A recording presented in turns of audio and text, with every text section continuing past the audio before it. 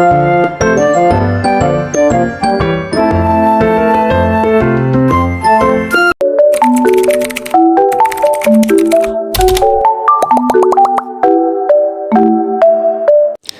semuanya, assalamualaikum warahmatullahi wabarakatuh.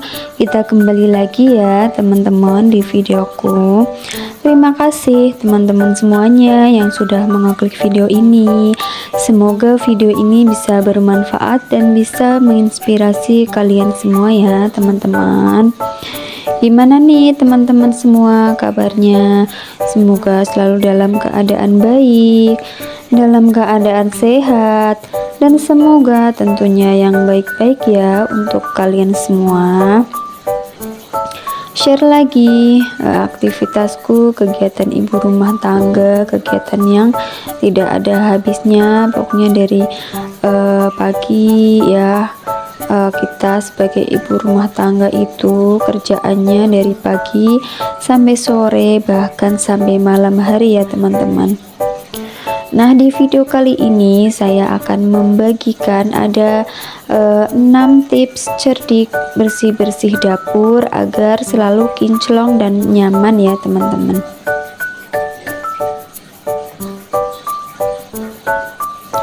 Nah, kita itu pengen ya dapur kita selalu bersih dan kinclong setiap hari, karena kalau dapur kita bersih dan kinclong setiap hari itu kita akan nyaman ya teman-teman.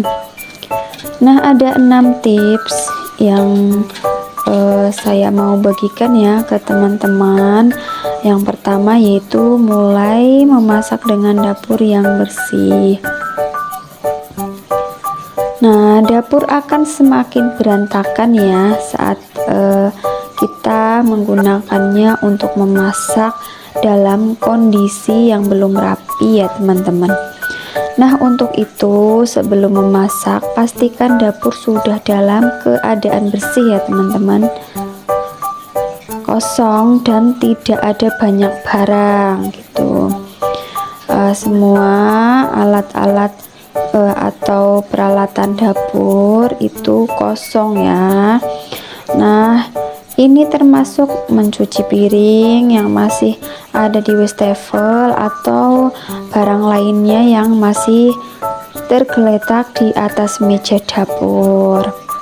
Nah, sediakan ruang yang cukup luas untuk melakukan persiapan sebelum memasak agar proses memasak kita ya teman-teman bisa lebih nyaman dan leluasa ya.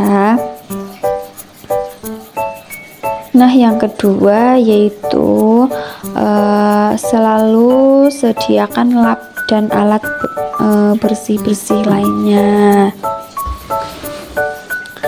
Nah, kita juga ya kalaupun kita beraktivitas di dapur itu kita sediakan lap ya atau alat-alat bersih. Kadang kan kita itu sedikit-dikit kadang cuci tangan gitu ya. Kalau ada lap kita kan langsung mengelap tangan gitu ya. Nah, dapur rapi dan nyaman diawali dengan perangkat bersih-bersih yang tepat ya teman-teman. Lengkapi dapur dengan berbagai jenis peralatan bersih-bersih seperti lap, sikat, sapu, dan pel ya teman-teman. Selama memasak selalu letakkan lap di dekat teman-teman ya. Dengan begitu kalian pun bisa langsung membersihkan permukaan dapur yang terkena cipratan saus atau minyak. Cairan yang tumpah harus langsung dibersihkan agar tidak meninggalkan bekas noda di permukaan dapur ya teman-teman. Nah, kita kalau selesai habis memasak itu kan banyak cipretan minyak itu ya teman-teman. Jadi kita walaupun kita memasak itu kita sediakan lap untuk mengelap siapin itu ya, kompor yang kena cipratan minyak itu.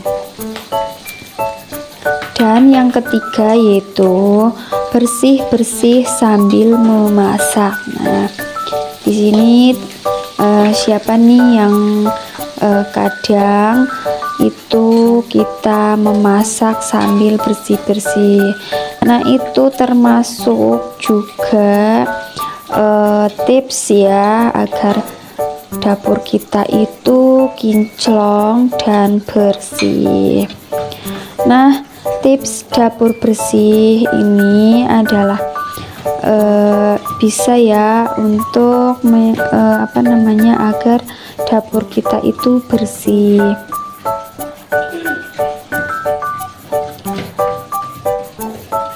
Tips dapur bersih selanjutnya adalah rahasia andalan dari para juru masak ternama ya teman-teman. Untuk menjaga dapur selalu bersih, mereka menerapkan alur kerja yang efektif dan efisien. Nah, hal ini termasuk bersih-bersih di sela-sela aktivitas memasak yang sedang berlangsung ya teman-teman. Nah, kita kalau memasak itu sambil membersihkan dapurnya biar dapur kita itu bersih ya teman-teman.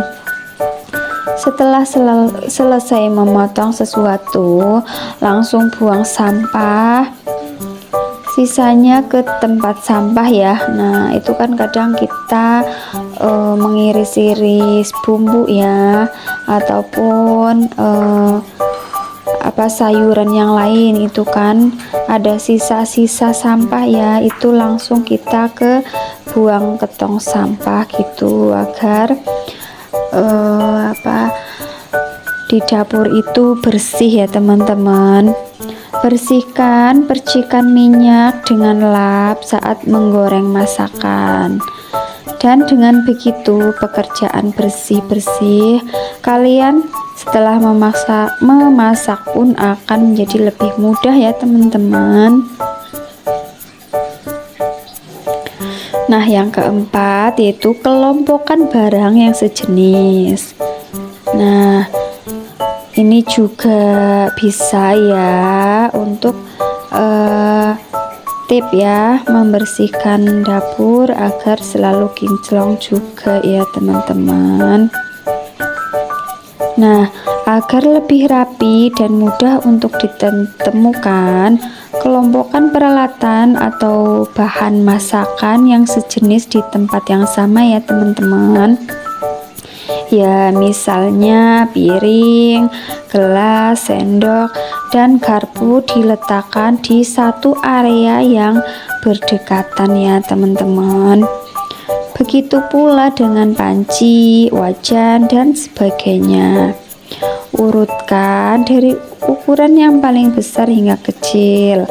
Metode penyusun ini berguna untuk menghemat ruang dan membuat dapur lebih rapi dan bersih ya teman-teman. Dan untuk bumbu-bumbu dapur dan sejenisnya, kalian bisa meletakkannya dekat dengan kompor agar proses memasak jadi lebih mudah ya teman-teman. Dan yang kelima yaitu letakkan bumbu dan berbagai bahan masakan di keranjang makanan ya teman-teman. Nah, masih menyimpan bumbu di dalam plastik kemasannya, jangan ya. Kebiasaan ini bisa membuat lemari penyimpanan kalian terlihat berantakan dan bahan masakan rentan untuk tumpah ya teman-teman. Sisihkan waktu kalian untuk menata bumbu-bumbu dapur serta bahan masakan lainnya di dalam tempat penyimpanannya masing-masing. Misalkan ya bumbu penyedap rasa itu satu toples gitu ya, atau bumbu-bumbu yang lainnya itu dikelompokkan dengan masing-masing tempat ya teman-teman. Kemudian dari label di bagian luarnya agar lebih mudah saat ingin digunakan. Dan kalian juga bisa menggunakan keranjang penyimpanan dari rotan yang saat ini sedang menjadi tren ya teman-teman. Keranjang ini pun sangat multifungsi loh teman-teman. Bisa digunakan untuk menyimpan buah, bawang dan sebagainya, rapi dan dekoratif kan teman-teman. Dan yang keenam yaitu keranjang sampah berukuran besar ya teman-teman. Nah ini juga ya untuk bisa agar dapur terlihat bersih juga ya teman-teman. Keranjang sampah berukuran cukup besar akan menghemat plastik pelapis sebelum membuang sampah ya teman-teman. Kalian pun tidak perlu bolak-balik keluar rumah untuk membuang sampah demi mempertahankan dapur tetap rapi. Nah, faktor penting lainnya adalah dengan memilih keranjang sampah yang memiliki penutup agar bau tak sedap tidak tercium di sekitar area dapur ya teman-teman. Nah, itu ada 6 ya tips cerdik bersih-bersih dapur agar selalu kinclong dan nyaman ya teman-teman. Nah, terima kasih ya yang sudah menonton video saya dari awal sampai akhir. Semoga tips yang saya berikan itu bermanfaat buat teman-teman semua ya. Nah, videoku cukup sampai sini dulu ya teman-teman.